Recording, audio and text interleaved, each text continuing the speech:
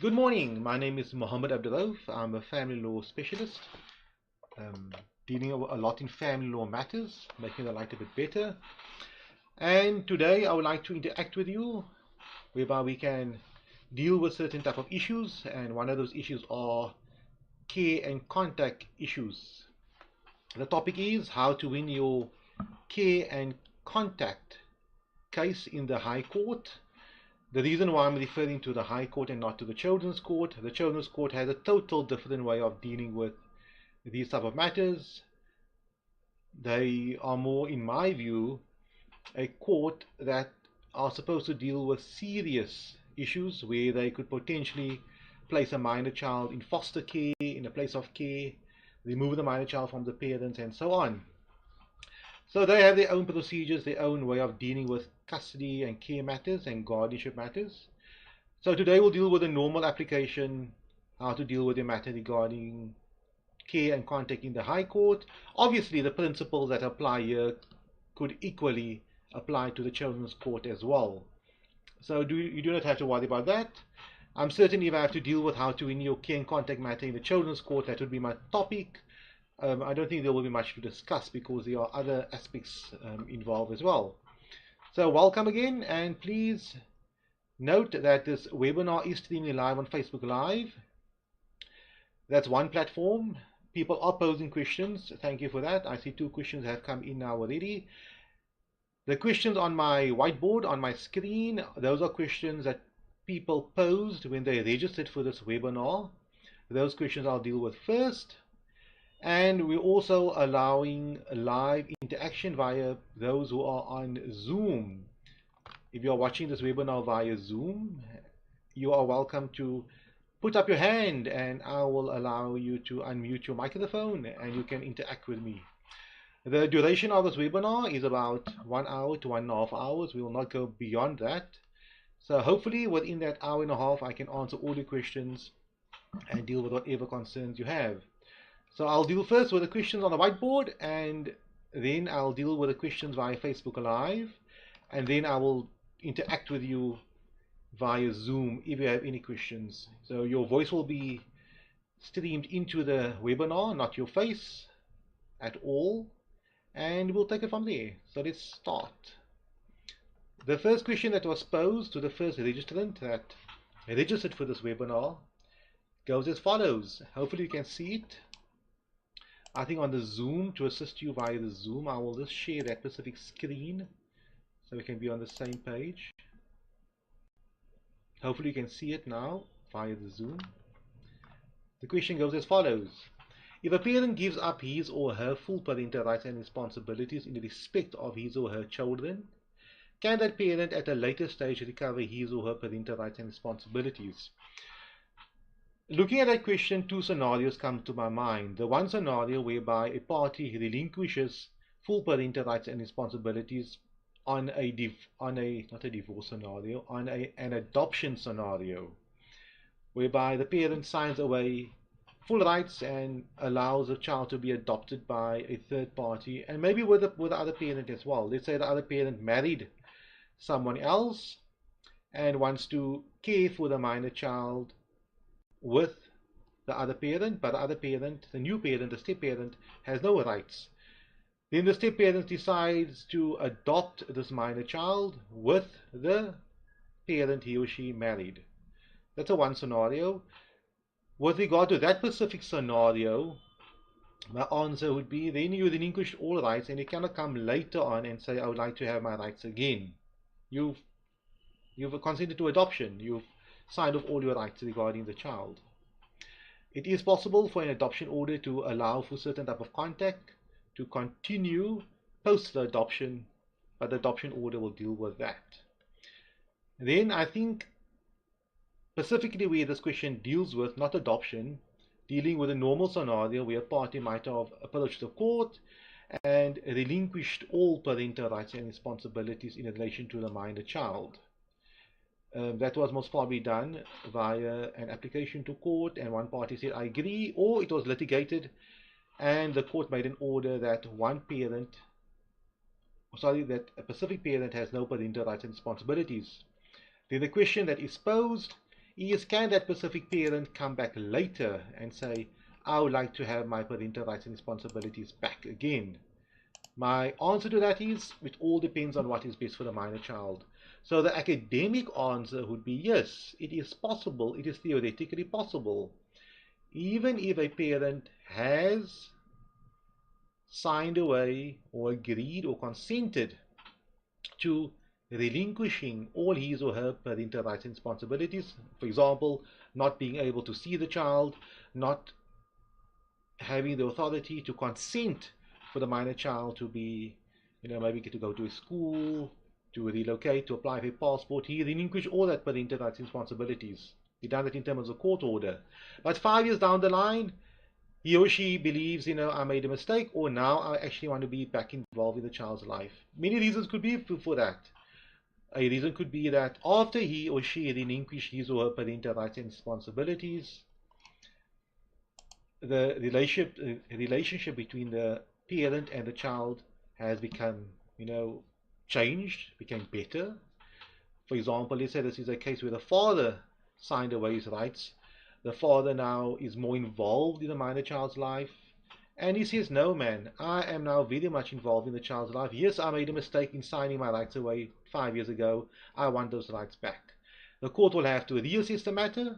And if the court decides it is in the minor child's best interest, the court will make such an order. I hope that answers question number 1. And if I did not, if you are watching this video via Zoom, you're welcome to later on call back in and ask me additional questions and we can interact. Question number 2. My baby's daddy have not been supportive towards the kids, so I want them to sign parental rights to me. How do I do that, and is it advisable? I will maybe rephrase that question, and hopefully I'm rephrasing it correctly. The father was not much involved in the child's life. Now the mother wants the father to sign over his parental rights. Why would you do that? Many scenarios could come to my mind. One would be, for example, the father is hard to find. When she applies to schools, the father cannot be found, or he does not want to give consent. The father does not pay child support. He is not involved in the child's life at all. And at every corner, the mother has to consider, I now have to consider the specific father all the time, but he's not involved in the child's life. When I apply for the primary school, the father's consent is required. I must find him somewhere. I must lie to the school. I must say the father cannot be found, and the school maybe comes to my assistance. It becomes problematic. Now, a scenario like this I will deal with in 2 ways. The first question I will ask you, is there a specific problem which you are incurring? Or do you want to, for your own mental sake, have something on paper? For argument's sake, if there aren't any problems, the father is not involved in the child's life at all, completely, but there are no challenges. There's no challenges regarding the minor child being enrolled to school. The school understands. There are no challenges regarding the minor child, consent for various things, for example, an application for a passport. So there aren't those challenges, but the father is not involved in the child's life. Now, the factual scenario, the factor scenario, or the factor facts, or the facts applicable here, would be that the mother is a primary caregiver of the minor child. She is theoretically exercising full parental rights and responsibilities over the child. The question is, why would she want to go to court if she is the one? Many people go to court if there is a dispute. If one parent wants to have care or contact, whatever the case may be, and the other party is disputing it, then you go to court, then you formalize it, and the court will make a decision. But here we're dealing with a scenario where the party has factually is a primary caregiver of the minor child. So, under those circumstances, I would say, why do you want to go to court? Why do you want to formalize it? In a few years' time, the child will be 18 years old, and then you wasted legal fees. However, if there is a reason why you want to do it, a basis, for example, there's problems, consent issues. I cannot leave the province because the divorce order which I had specifically stipulates I cannot leave the province without the father's consent, but I can't get hold of the father, and so on. Then I would say it makes sense. So think about that question. You're welcome to pose any additional questions. When I said early on it made sense, then I would advise you to make an application to have sole guardianship right over the child. Question number 3. What is the process to follow when the other parent does not comply with the parenting plan that has been made a court order? Is it even worth laying a charge against them? This is a difficult question to answer based upon that, because I do not know what specific provisions are not being adhered to, etc. So what I mean is, are we saying that one parent is refusing another parent contact in terms of a parenting plan that was made in order of court? Remember, a parenting plan that is made an order of court is no longer technically a parenting plan, it's a court order. So it gets power after it was made an order of court. Then we're basically referring to a court order. Are we dealing with a scenario, I'll repeat myself, are we dealing with a scenario whereby one parent is not allowing the other parent to act in terms of this specific court order? For example, the court order says the dad can have contact every second weekend. The mother is saying, no, you can't have contact, despite the court order, despite the parenting plan in the scenario. Or are we dealing with a scenario where the parent who is entitled to have contact, let's say you're the father, decides not to exercise contact? What happens then? So those are two scenarios. And the difficulty with dealing with these type of matters are that, yes, I see somebody making a comment, load shedding, and I think my network also gave me problems early on. So if I do get cut off, please let's log on again. I should go back online again. But the load shedding is a bit of an issue, or some electrical issues within the city or on the networks. Let me continue. So the second scenario, whereby a parent is not exercising contact, although he or she is entitled to, there's not much you can do where that is concerned. You can't necessarily go to the court and say, I'm laying a criminal complaint against the father because he's entitled to have contact every second weekend. He does not want to have contact every second weekend. He is violating the order by not having contact, but you can't necessarily force somebody. And I have a problem with that. You know, the law should force somebody to exercise contact. But then again, now they force a person to have contact. The person is rude to the minor kids. He does not really care for the minor kids. He drops the kids by his mother, his sister, his aunt, or leaves the minor kids alone at home. So doing that would be, but could possibly be problematic. However, if a parent is refusing care and contact in terms of a court order, a parenting plan that was made in order of court, that becomes problematic. And under those circumstances, I would advise you to lay a charge of contempt of court. So, for example, you're the father, the mother refuses your contact based upon a parenting plan that was made in order of court. Go to the police station, lay a charge of contempt of court. There's a criminal way of doing it. Go to the police station, or the civil way of doing it, you make an application to court. I hope that answered that specific question. Let's go to question number 4. As I mentioned earlier on, I'll be dealing with all these questions. Question number 7 and the what's on the Facebook questions, and then I will be interacting with my Zoom participants. So do not be shy. Only your voice will stream through, and I think it's more meaningful because I can engage better. When posing the question, you are limited to a few words, few sentences. When doing the live interaction, you can go ahead, ask, and I'll answer, and we can continue on that basis. Question number 4. This question is not necessarily a custody question, but because you posed it, I will deal with it.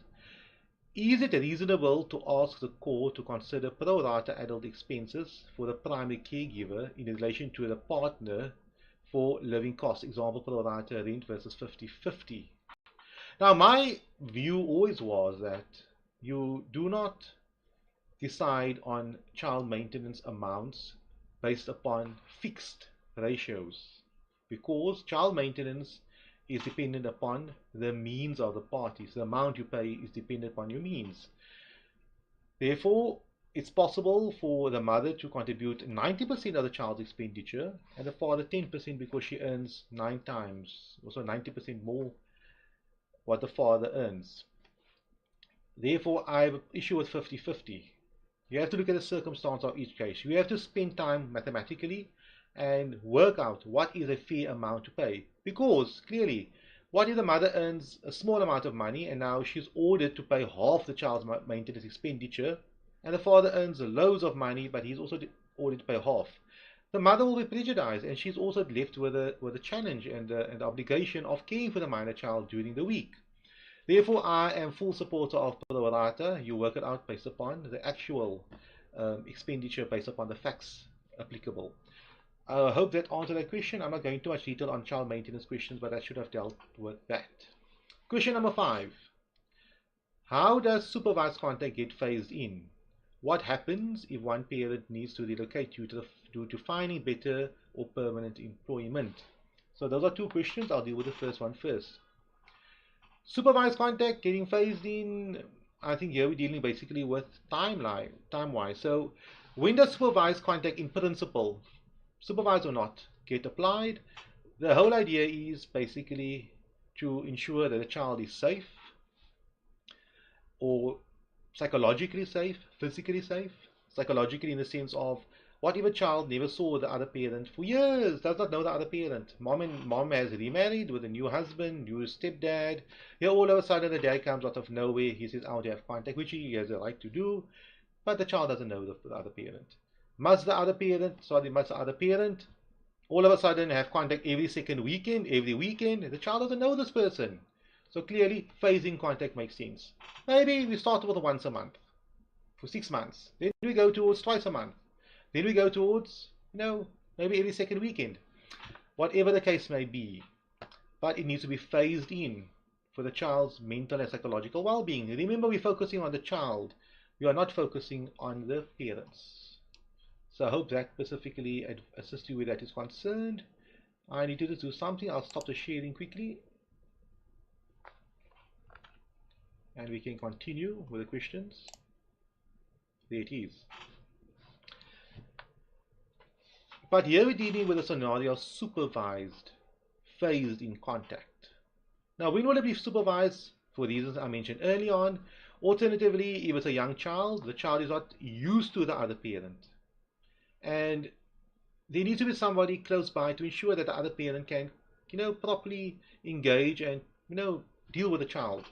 So supervised contact does not mean you need to be in the same room watching the other parent. And the moment the child, makes a small sound, you need to come and reprimand the other parent and say, how can the child is crying, give the child back to me? And no, that's not how supervised contact works.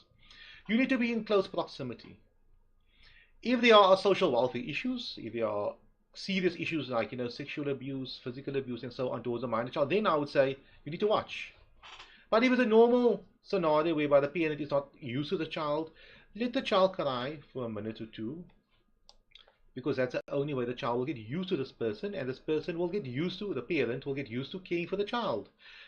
You cannot hop up and the moment you hear the child cries, come in and try to rescue the child. The same way any parent, any experienced parent out there, grandparent, etc., knows kids cries. And you can try whatever you want to do. If the child wants to cry, the child wants to cry until the nappy change, until the child is fed. Therefore, you need to give that parent the opportunity to be able to learn and teach himself how to deal with a specific child. The same way, you can be an experienced parent with your kids. Give you another person's children, you will struggle for a few days or whatever amount of time to get used to that child. So that's where supervised comes in. So phasing supervised contact, as I mentioned earlier on, the idea is to let the child be accustomed to you and be used to it, and it does not psychologically affect the child. And it might have to be reviewed a few times. Being supervised, I would say, depends upon the child's age. It's very important. And at the same time, you need to give the other party an opportunity to develop certain skills. Because the idea ultimately is for the child to be alone with the other parent and supervision not to apply anymore.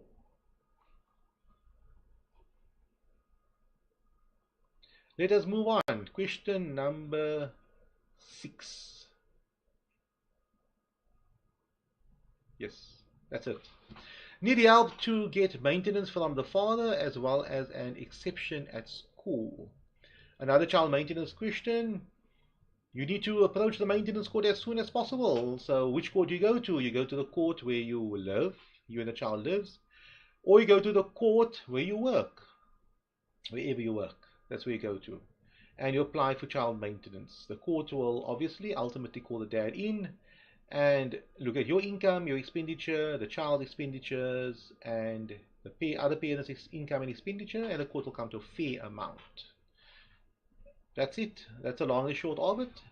So my advice to you is approach the child maintenance court as soon as possible. Let us move on. Question number 7. What are parental rights of unmarried fathers who are staying with the mother before the child was born and 2 years later? What are the limitations of the children's court with regard to primary residency? So the scenario, if I'm understanding correctly, mom and dad, they live together, mom fell pregnant, child popped out, beautiful, everybody's happy, they stay together for another 2 years, father was involved in the child's life, the relationship ended, put it that way, and they're no longer together. And now the question is, what's the limitations of children's court with regard to primary residency?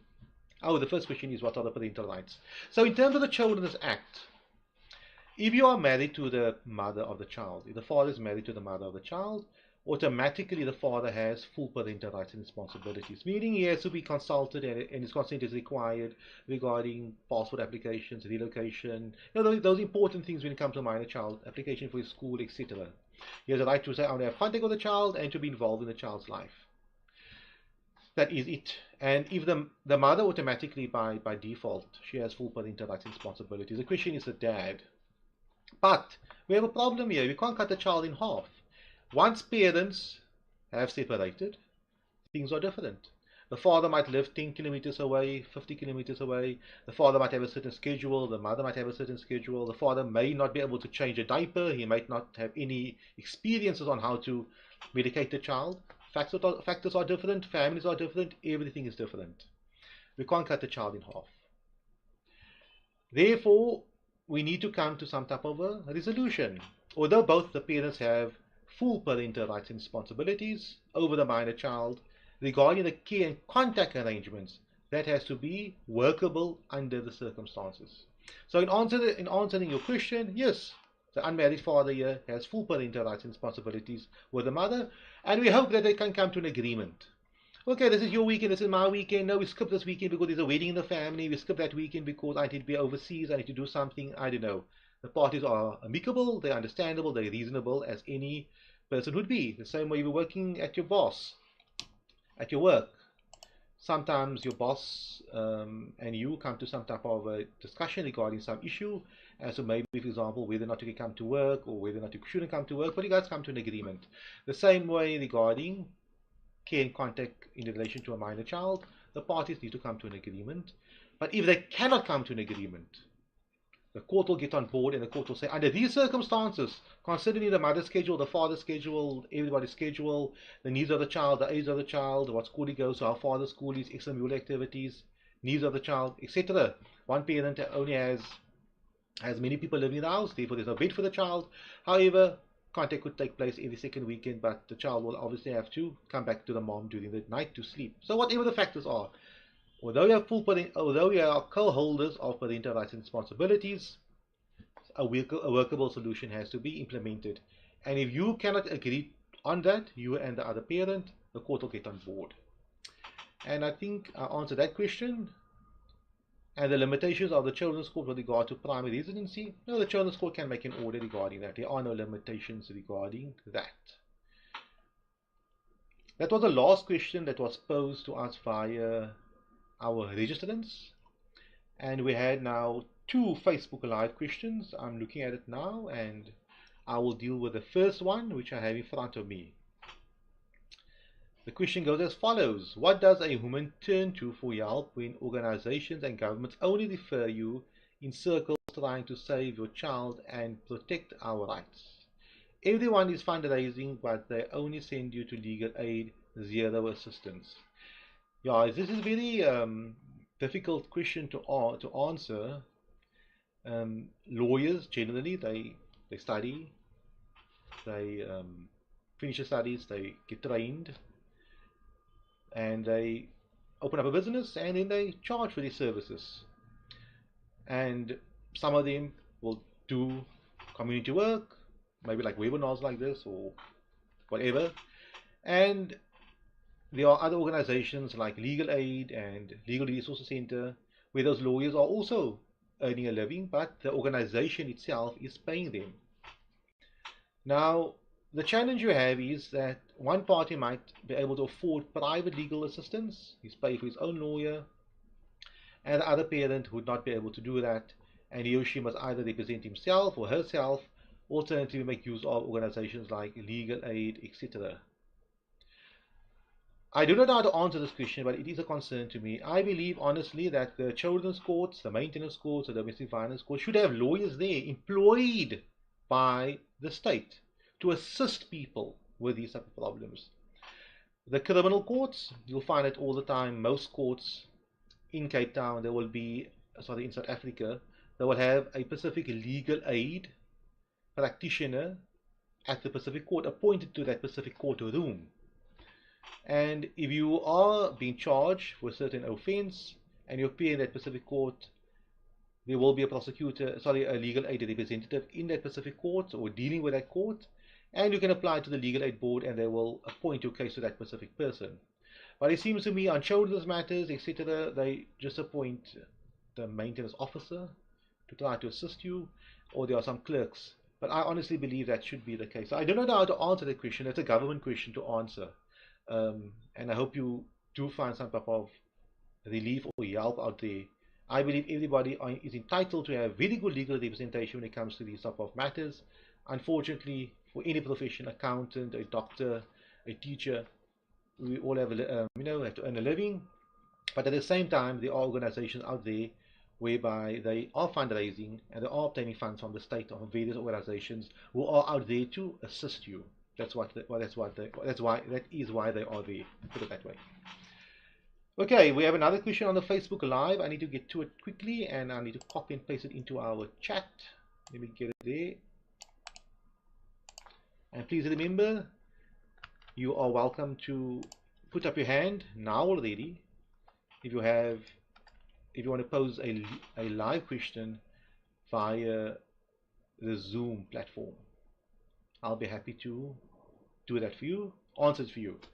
Okay, let's get to this question.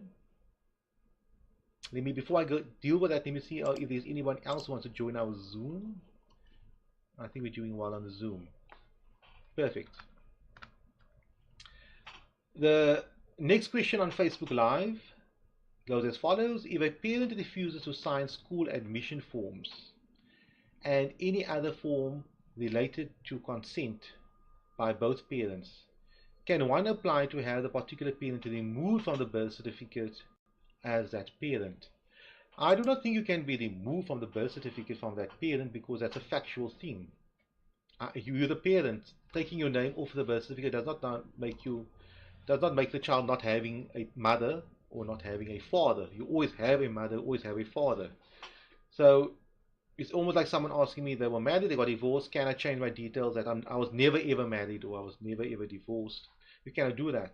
So changing the name take the name off the birth certificate, that doesn't make logical sense, because then you saying there is no father, the father is non-existent, or the mother is non-existent, there was no mother. It happens differently, either artificial insemination, whatever the case may be. But be that as it may, what you would want to do under those circumstances is approach the court and have the court appoint you as a sole guardian of the minor child.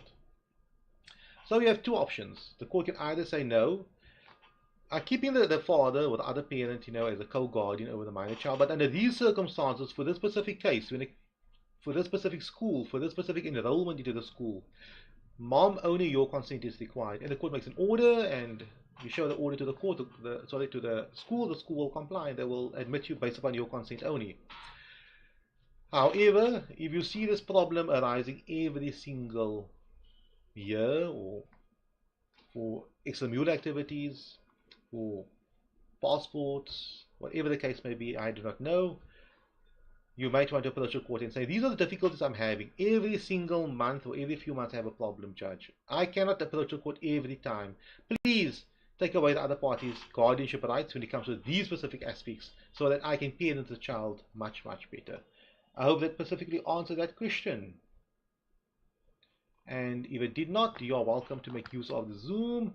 If I do not receive any questions via the Zoom, any hands going up, then and no further questions on the Facebook Live, I think I have a question on the Zoom. I type that question, and then we'll have to end the webinar and get ready for the weekend. Okay, let me get to the Zoom question so that everyone can see it. Here it is.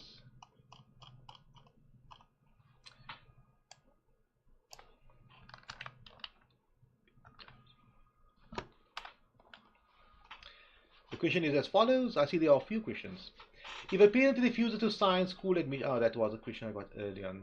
My apologies for that. Let's go to the next question. I must be very manual here. I need to copy and paste. Okay, that's it.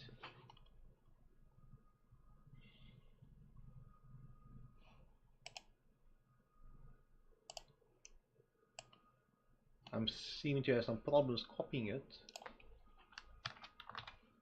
Hopefully it'll work. Nope, it doesn't want to copy. It's very weird.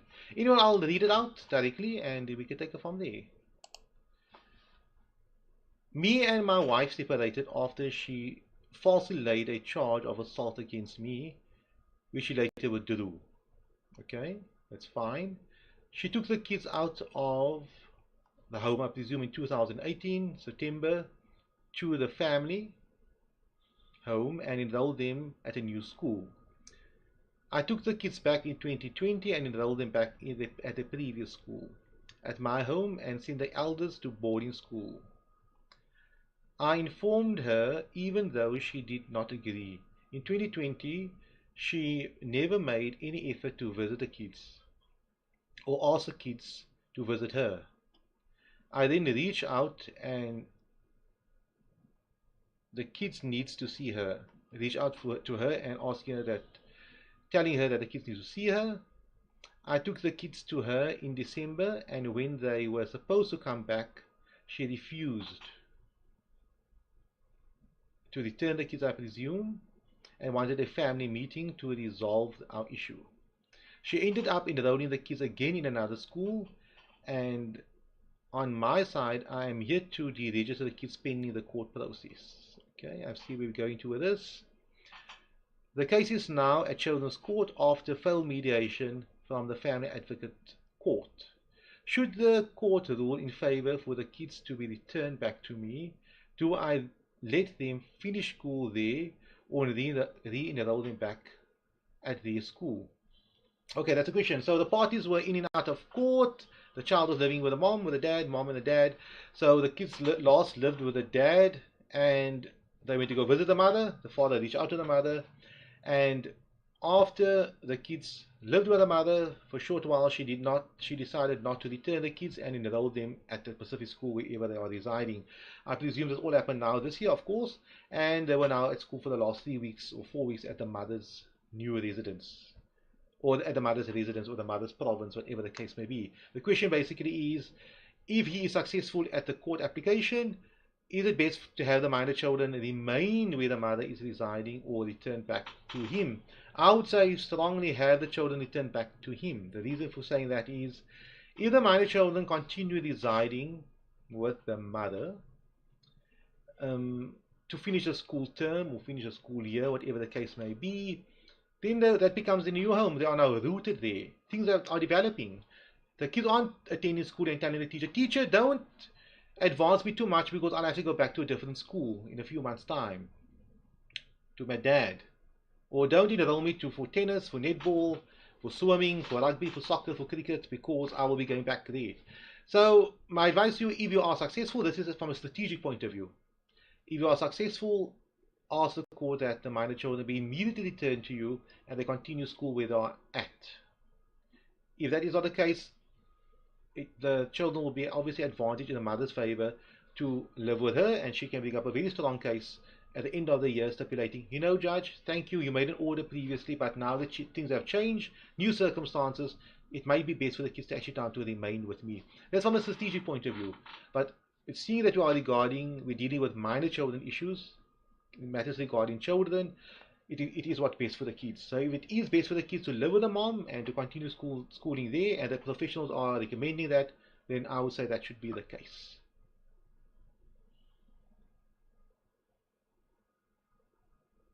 I have a question over here. I think it refers to the previous webinar. I emailed you last week. I do not recall receiving an email, but if you have emailed me last week, please re-email it or give us a call at the office and I will respond to that. My apologies if I didn't see that email. Additional question, I have been working with a social worker and facilitator. The sessions and outcomes seem to be centered around the parents agreeing versus the voice of the child. During social worker visits, should one approach the family advocate? So when you focus on, when you're dealing with mediation sessions, or facilitation and so on, the focus is generally trying to resolve the matter between the parties. The parties need to resolve this matter. And the parties are the best parties or people to decide what is best for them. And if they can come to a solution on their own, which the facilitator might think it might not be best for the child, but the parties are coming to it and they will work towards making it work, then that ultimately, in my view, is best for the child.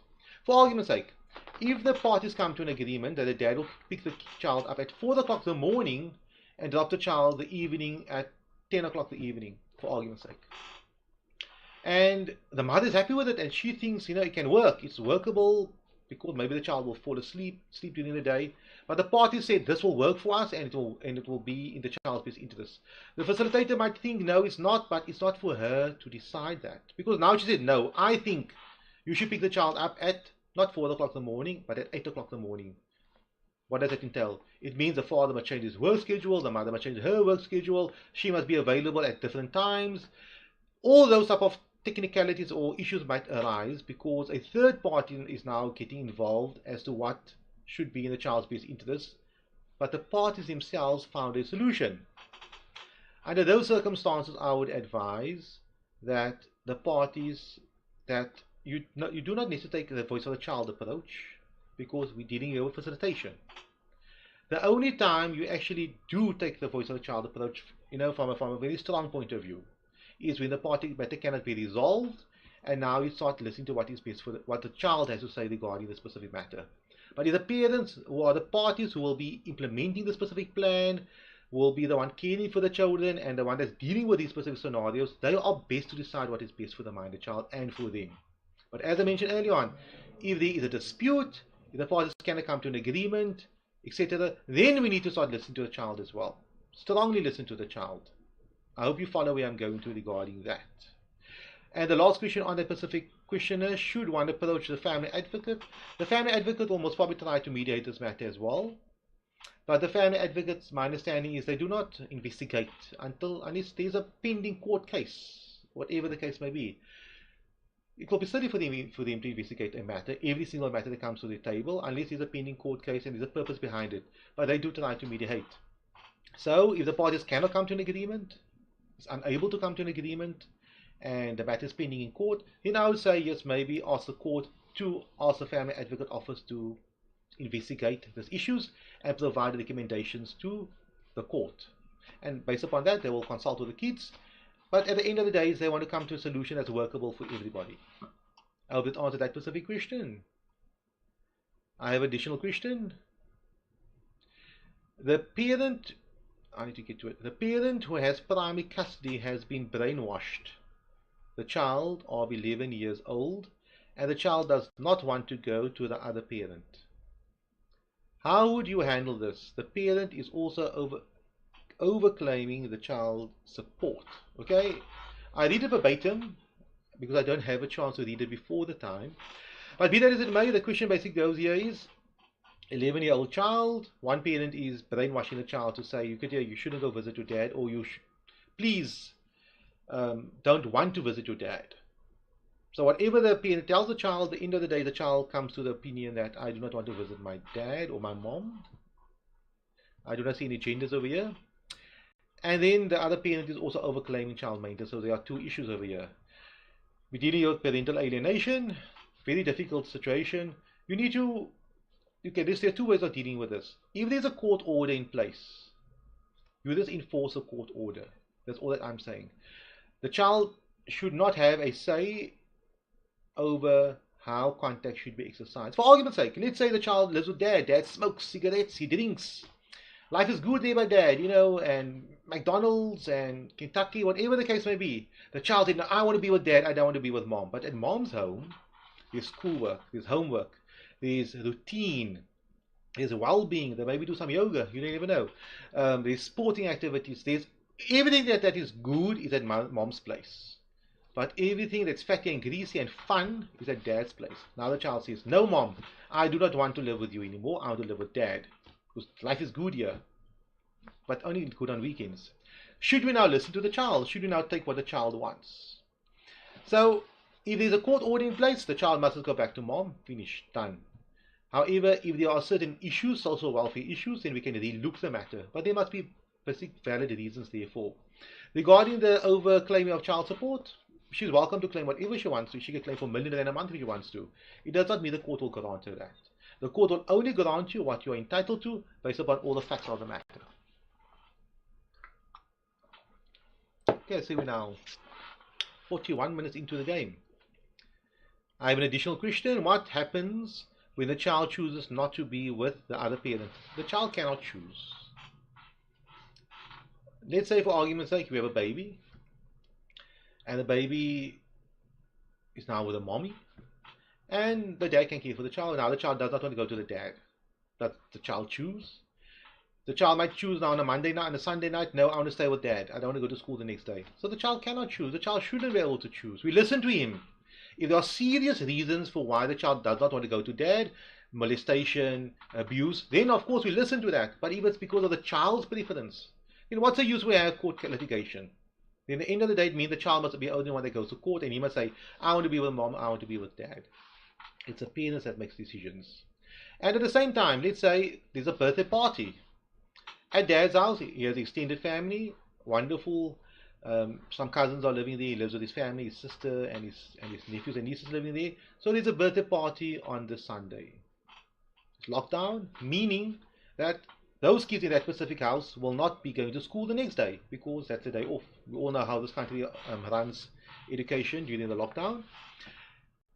Now, those specific nephews and nieces are saying, no, tomorrow, because it's not school and it is our birthday, we are going tomorrow morning early for a swim to the beach, and we come back to do schoolwork. And the child says, no, I want to stay with dad because tomorrow they're going a bit out. But the school tomorrow for the child, wherever he's going to, because that's his part of his roster. Should we now focus on the child? The child should keep quiet. The child should just follow what the court order says. That's my quick answer. But if there's social welfare issues, that's something else. If the child says, Dad, when I'm at mom abuses me, assaults me, whatever, then the father needs to act on it. You shouldn't just listen to the child, make a decision. He needs to go to the police, social worker, go to court, whatever the case may be.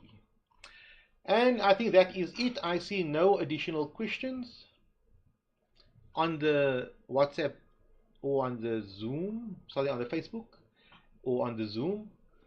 Now I am not dealing with any additional typed out questions. If you have any, if the participants want to pose any live questions, you're welcome to do so now. Please put up your hand and I will entertain you for that specific purpose. If not, I think we'll have to end the webinar and call it a day. So if you have a question, please put up your hand and I will let you call in.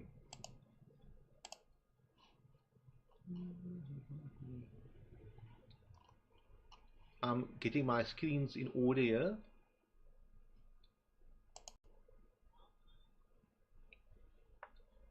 So Zoom participants, if you don't have any questions, I will take it that we're all happy with today's webinar and we can proceed. Okay, I see one final question. I'll answer that question. If I don't see the hand going up, I will end this webinar and I will thank everyone. Okay, is it compulsory to have a therapist report for a high court application? It's not compulsory. If the court can make a decision based upon all the facts and it's not necessary, then you do not have to have a therapist report, meaning having a professional to recommend to the court. However, it depends on the circumstance of the case. If there are serious allegations of one party being unable to care for the minor kids and so on, then I would say yes, it makes sense. But it's not by default always necessary for that to be the case. Okay, I see a hand up over here. Wonderful. Okay, the person whose hand is up, you are welcome to start speaking, and I'll be listening. Okay, thanks for the opportunity, Advocate. It's just a follow-up to the question I posed on the Zoom with regard to the separation of me and my wife in September, to say currently we are waiting for the outcome of the social worker visit to both residents. My question was, is it advisable to say at the scheduled hearing, which is on the 30th, to involve an attorney to be part of that? Yeah, stay on the line. I'll answer you quickly on that, and I think I might have a few questions for you as well regarding that. So deal with this first part of it. So my advice to anyone is to always, if you can afford it, to make use of legal representation in these type of matters. It's highly complicated, and if you want to get the best possible results, solely because it's very emotive, you appear at the courts, and the other parent, you might have been involved in some domestic violence, some bad relationship, whatever the case may be. So it's always good to have a lawyer. That's from an emotional point of view. But from a strategic point of view, the lawyer obviously understands the law. He understands the Children's Act, the case law applicable to it. He understands procedure, which is extremely important, and how the courts work and what the courts look at. I tend to have a problem with my clients always what I believe as a professional, as an experienced lawyer, that's relevant in a court scenario. They believe the total opposite is relevant to the specific court case, and they're wasting time in court and they're wasting a lot of energy. So if you have a lawyer, the lawyer knows what to focus on and what to be successful in your case. Um, Please, if you have any additional question regarding that, the specific commenter, please go ahead and I'll try to assist you.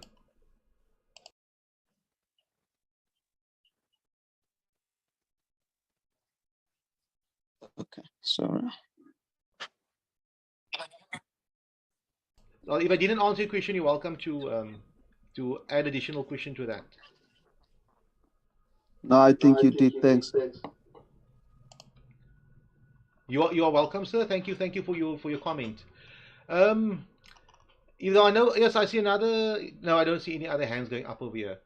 If there are anybody else who wants to pose a question, please put up your hand on the Zoom and I'll deal with it live. If not, I think we had a very successful webinar today. Unfortunately, I couldn't promote it earlier. I just got a slot this morning. I had to be in the High Court this morning, and the matter got settled. And I've managed to set up the Zoom with 2 days' notice. Otherwise, I would not be been able to do it today. But thank you very much for all those participants, those persons who have posed questions before the time, those watching it via Facebook Live, those questions which the typed out questions via the Zoom platform, and also the caller that Pacific called in now and posed your Pacific question. Thank you for that. I believe that the more questions I get, the more opportunity I get to answer those questions and to enlighten someone, and someone will benefit from that. Thank you very much for your time. Have a wonderful day, and I hope to see you at our next webinar.